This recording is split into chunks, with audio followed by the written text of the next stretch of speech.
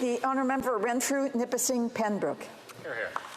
Madam Speaker, I'm pleased to rise to protect the fiscal integrity of residents in the riding of Renfrew, Nipissing, Pembroke. Here's some of what the residents in the Upper Ottawa Valley had to say about the budget.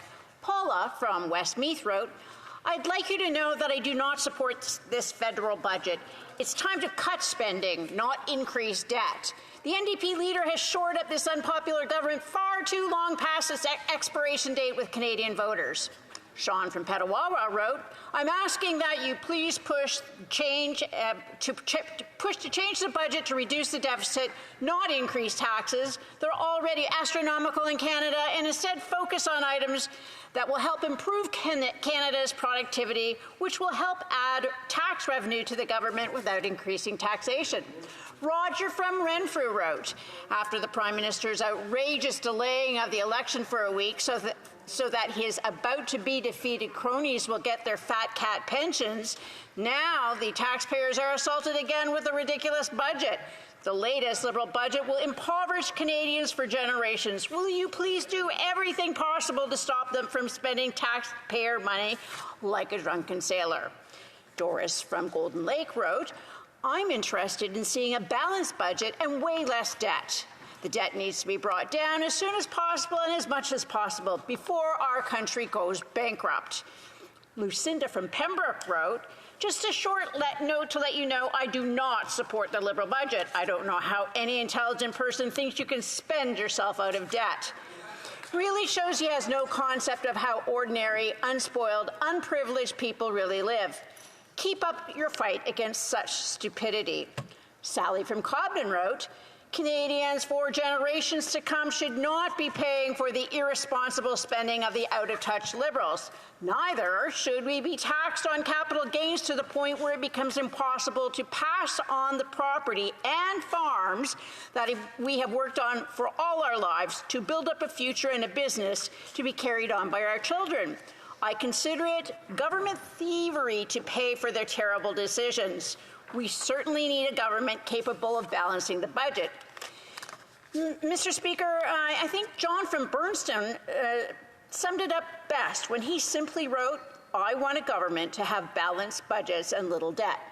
Mr. Speaker, the thing about this government is you also have to check the tax supplement they issue alongside the budget. That's where the devils hide the details. Now, their most devilish detail is the plan to violate the Charter of Rights and Freedoms again. Sorry, violate's wrong. They plan to kill Section 8 of the Charter of Rights and Freedoms. Their murder weapon of choice is the Canada Revenue Agency's ballistic device called a Notice of Non-Compliance. Section 8 of the Charter states everyone has the right to be secure against unreasonable search and seizure. In practice, this means that if the RCMP shows up at your door and demand to know something or demand to see something of yours, every Canadian should know that they can voluntarily comply with the RCMP demand, or they can tell them to come back with a search warrant. The RCMP would then have to go to a judge and explain both what they want and why they want it. What the NDP coalition is proposing is to give unlimited power to the Canada Revenue Agency to come to your door, demanding to see any information they want that would assist them in making you look like a tax cheat. If you decline to provide the information the Prime Minister demands, the CRA would have the power to issue a notice of non-compliance and impose a fine of $50 a day. If a Canadian believes this is unfair, the government says not to worry. They can appeal the decision to the same bureaucrats who issued the decision. Now, if the CRA denies the appeal, Canadians can resort to federal court at their very own considerable expense. The result will be that wealthy Canadians receive the Charter's protections while everyone else is left to the political whims of the radicals currently running this country. Of course, millions of Canadians have already learned this regressive Liberal Party will ignore the Charter when it suits them, and when doing so, polls well. This is the natural result of socialism. In a liberty-respecting democracy, property rights are fundamental human rights. Section 8 falls under our legal rights. our legal rights are meant to protect our human rights. Not only is your body protected from unreasonable search and seizure, so too is your property. In order to get at your property, the socialists need to chip away at your legal rights. Sometimes the attack on property rights is subtle, like this new power for the CRA. Other times, the attack on owning property is spelled out in black and white, as on page 41 of the budget. That's where Canadians can find the Liberal plan to invent an entirely new federal property tax. Mr. Speaker, for a government so addicted to ruling by slogans and cliches, it's a little surprising they haven't heard about failing to learn the lessons of history. The new proposed federal residential property tax is a perfect example of the Liberals not learning anything from recent Liberal history. And by recent history, I'm talking about this March. That's when the Liberal ministers hit up their local bars and taverns to celebrate an increase in the excise tax on alcohol. Drunk on their own arrogance, the Liberals were celebrating the fact that they were not going to pay as steep a political price.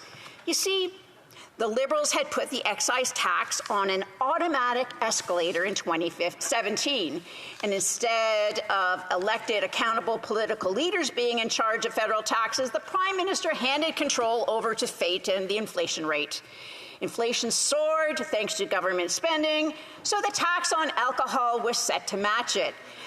The Liberals made a political calculation that a 5% tax increase on alcohol would cost them more votes than a 2% increase, so they intervened.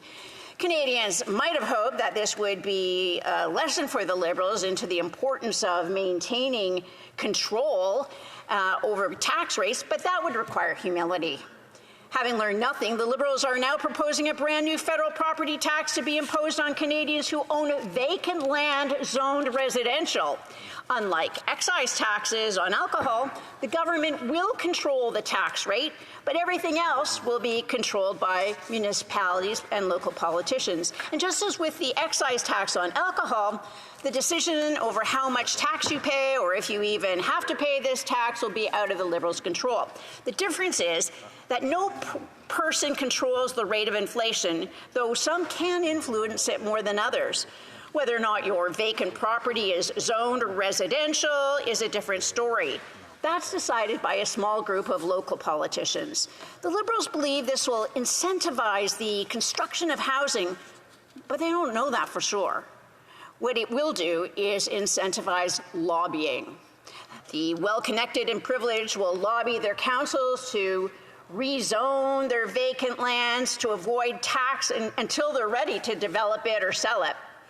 If a developer wants to build houses on vacant land, zoned residential, the decision to move forward is not entirely their own. They have to take into account interest rates, labor availability, permitting issues, weather, and a host of other normal things which could delay development. The Liberal plan is to punish them with more taxes. And at the end of the day, the developer won't be the ones paying the additional costs. That will be passed on to the home buyer. Only this NDP Liberal government could be incompetent enough to believe that inventing new taxes will build more homes. Mr. Speaker, after 9 years of this failed socialist experiment, Canadians are hurting from high taxes. They feel insecure about the world.